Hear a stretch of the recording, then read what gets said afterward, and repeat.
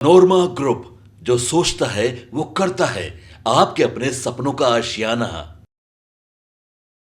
एक बार फिर से आमने सामने होने की तैयारी में जुट गए हैं तेजस्वी यादव और नीतीश कुमार।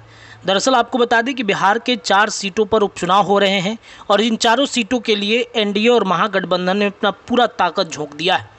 जहां तरारी के अलावा रामगढ़, बेलागंज, इमामगंज में जनसुराज ने भी अपनी ताकत झोंकी है, तो वहीं महागठबंधन और एनडीए गठबंधन से भी सभी नेताओं ने एक एक करके पूरी तैयारी कर ली है। इस क्रम में आपको बता दें कि नेता प्रतिपक्ष तेजस्वी यादव अभी तक किसी भी जगह पर नहीं गए हैं चुनाव प्रचार करने, लेकिन चुनाव प्रचार करने से ठीक पहले वो झारखंड में चले गए हैं और वहां पर जाकर महागठबंधन को और हेमंत सोरेन की सरकार को लगातार मजबूत कर रहे हैं। इन सब के बीच में आपको बता दें कि आमने सामने नीतीश और तेजस्वी एक बार फिर से होंगे।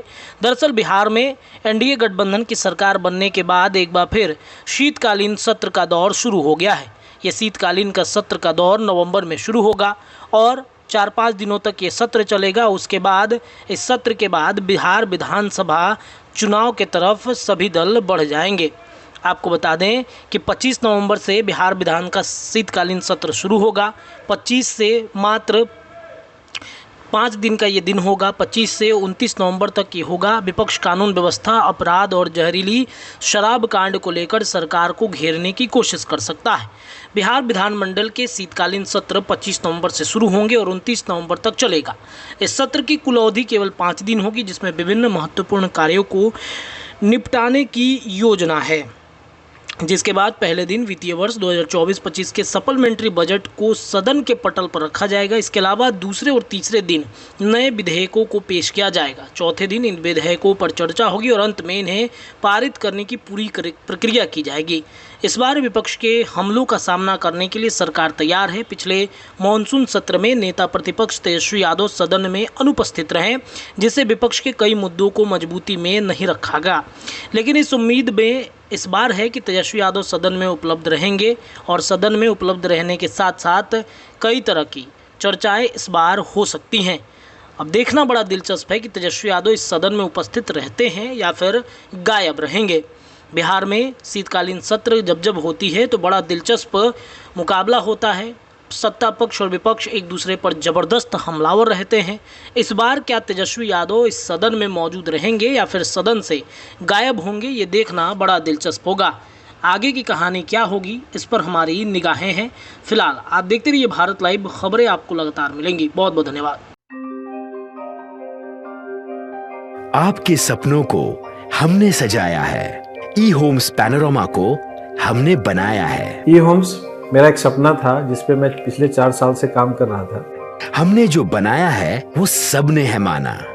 ई होम्स पैनोरमा में हो आपका भी आशियाना। और फाइनली हमने 2021 में इस प्रोजेक्ट को लॉन्च किया। बहुत लोग अप्रिशिएट कर रहे हैं कि पूर्णिया जैसे शहर में, बिहार के, एक तो बिहार की बात करें उसमें भी पूर्णिया जैसे छोटे जगह में इस तरह का लाइफस्टाइल देना, ये सुन के हम लोगों को बहुत अच्छा लगता है।